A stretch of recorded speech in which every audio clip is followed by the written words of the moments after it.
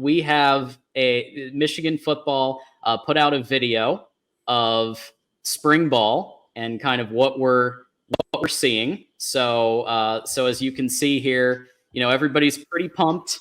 Everybody's pretty pumped to be back. But I want to point one specific thing out in a second here, TJ, and maybe I'm making. There it is. Look at that handoff. Look at that handoff. Alex Orgy to Donovan, and there's our new running back coach. Seemed pretty excited about that handoff and Donovan, getting to coach Donovan Edwards. So the reason I bring this up is because, and I ask you about it, is because I'm kind of wondering with the fact that you have Jaden Denegal, you have Jack Tuttle, you have Alex Orgy, you have Jaden Davis, and I think I'm missing somebody. But you have a lot of quarterback situations going on, and I'm wondering if Campbell and Sharon Moore may continue using Alex Orgy as they did in some of the big games last year, and maybe use him a little bit more in RPO packages with Tuttle or Denegal. Could they consider a 2-quarterback system, or do you think that they will pick one guy and go with him the whole time? Yeah, so I think ideally they want one guy, but I'll say if, the competition is tight between spring and fall camp, you could see a competition for the first – actually, I don't know. I just changed my mind thinking about that because we got Texas week 2. Yeah. So I think you will see one quarterback. If we were doing some easy non-con games, maybe you would see 2 quarterbacks getting – split reps to see who could win the position. Or an audition like Cade and JJ, exactly. They each get a game. And that could very well still happen. I would think by the Texas game, they want their guy because they know they're going to go into battle. So, because I fall in the old adage of if you have 2 quarterbacks, you have no quarterbacks, right? So you got to have a guy. You got to have a guy that's going to run the offense, lead the team, understand the playbook like the back of his hand. And this way the guys in the huddle can get comfortable with the guy giving the plays. So I'd be surprised if they went 2 quarterbacks. But, that's the thing, too, is we don't know what Kirk Campbell is, right? We don't know if Kirk Campbell – because he had JJ. He inherited JJ. So we don't really know. This is new territory for all of us. So we're going to see how does he handle the quarterback situation. I'm still of the position, but spring ball can change my mind. Our quarterback of the future is in the portal.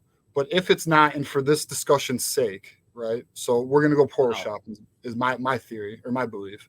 But for this discussion, because April portal hasn't opened, right now we have a quarterback battle. And I think, obviously we're going to be looking for things that leak from camp. We're going to see who's going to be leading, who's going to be QB1 or looking better than the other guy. There's already early reports now that Jaden Davis was had the best spiral, the best ball, right? The best thrown ball. But he's not, again, he's a true freshman. I don't think he's going to be QB1, but we're starting to get things leaking now. It's what, day 2 of camp today. So, yeah. Or maybe they go every other day. I don't know. They have a weird schedule because they can only do it for so many hours a week. But no, that's true. Yeah. Yeah. Spring camp has started. Things will start to leak. We'll see. But I'm going to, to round this back, I'm going to say we're probably going to go with a 1 quarterback system. And we'll see if the guys on the roster can take the torch. You let us know in chat, everybody. Who do you want as quarterback 1? Or would you be open to a 2-quarterback system for a little while? It kind of worked in 2021 until it didn't versus Georgia. But it worked okay for a while. But I agree with you. You can't do it for long. And in this case, you might not be able to do it for more than the very first game. Maybe you have I think it might go where they use the first game, you split it up, first half, somebody goes, second half, somebody goes, and then by the Texas game, they have their guy. Because you're right. I mean, I think with Texas and all the returning, Quinn Ewers returning and who's returning, I don't think you can mess around and do like you did previous years with the auditions and everything. Yeah, no, I mean, it's going to get real quick. And We have a vote for Tom Hey, Brady. Tom Brady still has eligibility, so he can Hey, come back. he's going to be too busy making like $300 million at Fox. So he might be unavailable. But we do have a vote. Looks like or a vote for a multiple. So Orgy and Denegal. We have a vote for maybe a two quarterback system with Jack Tuttle. I think Orgy's going to win. And I will say this is probably my favorite one. 60% of snaps to Denegal, 60% of snaps to Orgy, because Michigan is going to give 120%. Yeah, the math. That's math, that's just math right there. Yeah, that's the Michigan difference. But I do think that we may have the quarterback of the future in Jaden Davis. And I was a big Davis guy. When he was announced officially, we did a live show on the main channel, call-in show, and I hosted it. And I'm not going to lie, the Big J journalism went off for a second, and I think Moose was on at the time, and we both had a little celebration over the news, which some of the Buckeyes in chat were not happy about, but are they ever? I mean.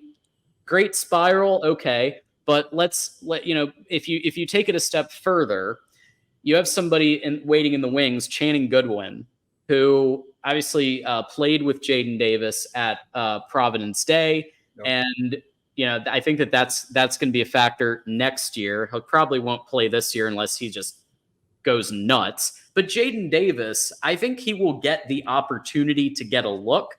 He's not going to get first team reps today, right? But will he have the opportunity to win the job just like everybody else? Sure. Like all of spring, all of fall, you've got a spring game. He'll play and he'll get his opportunity. So if he's just clearly better than everybody else, you might see him. Yeah, no, I agree with that. And I think Jaden Davis is, as it stands, the quarterback of the future. And I was very high on him as a recruit. Yeah. I think for what our offense is, he's built for it, right? So, he's a distributor of the ball. He can do the short to intermediate passes, very accurate, has great vision. Already, if you watch his high school tape, he's already checking down once. He's doing his progressions. And that's big for a high school quarterback. Every high school quarterback is not doing that. Like Aaron Nolan, for example, he's not doing that. That's Ohio State's quarterback for those who aren't familiar with him. But yeah, I mean, I think Jaden Davis is a very talented player. I just find it hard to believe that Sharon Moore would take a true freshman in Sharon Moore's first season, and then your second test being at Texas. I don't see it. I can't see it. I'd love to be proved wrong, though. Maybe he's, I don't know. Maybe he's one of one. I mean, it's not one of one, but you got to be.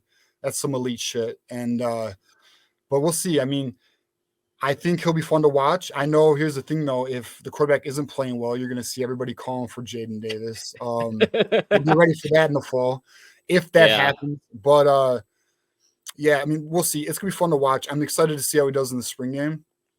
That competition is going to be a lot of fun. But and for the record, I am hoping David Orgy wins the battle.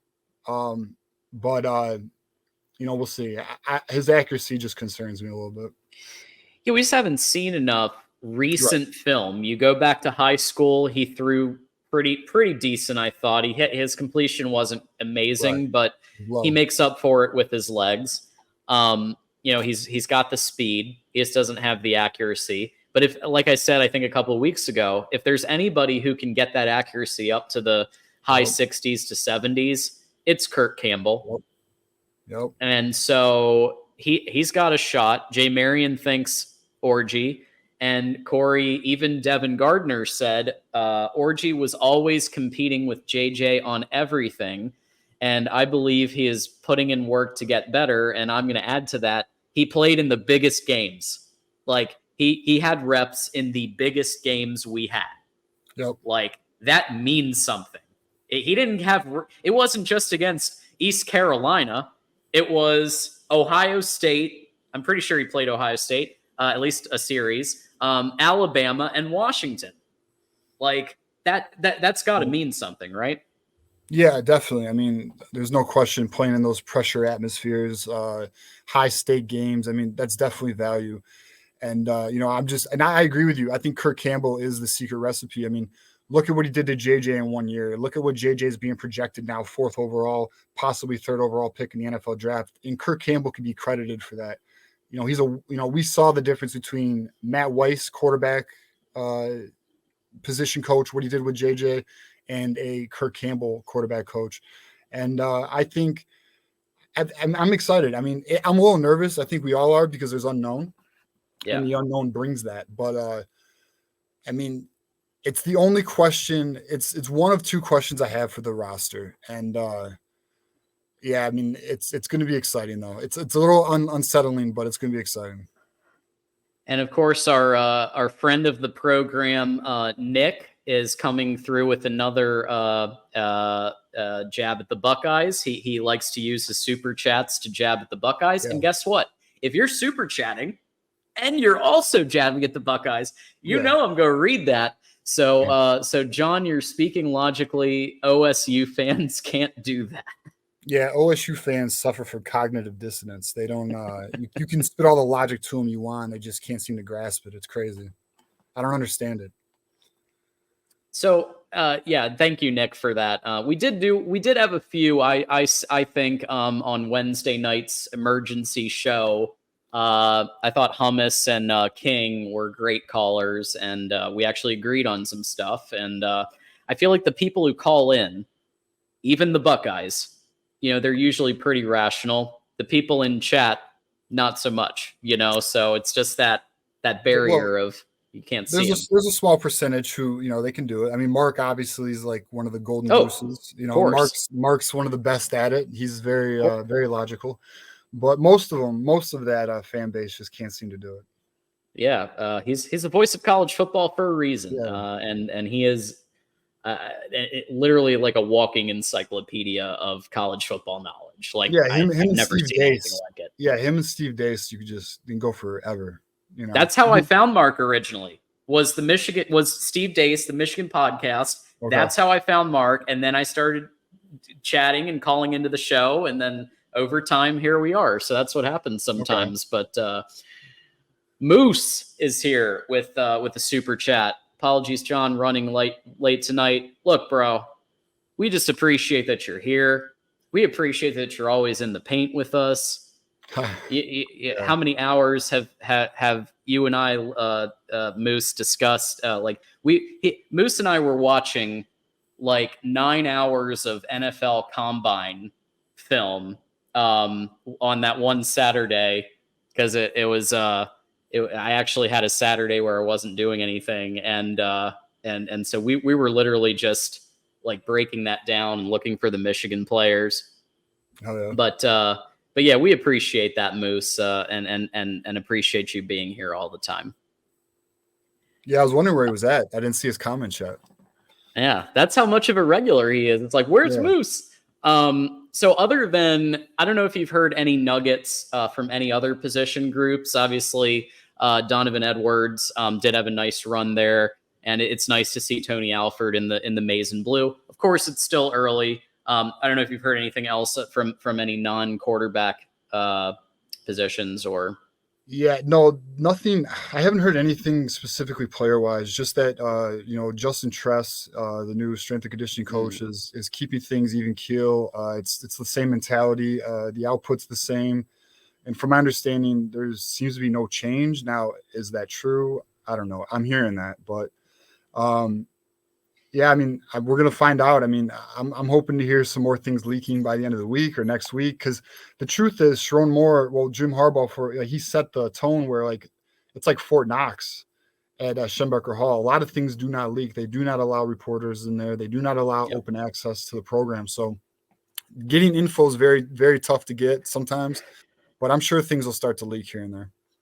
Absolutely. I will say, Kirk Campbell. The other day did when asked about what identity you're going to have, he was talking about we know who we are. We're the University of Michigan. We know how to play football. We know how to win football games. That's not going to change at all. Oh yeah.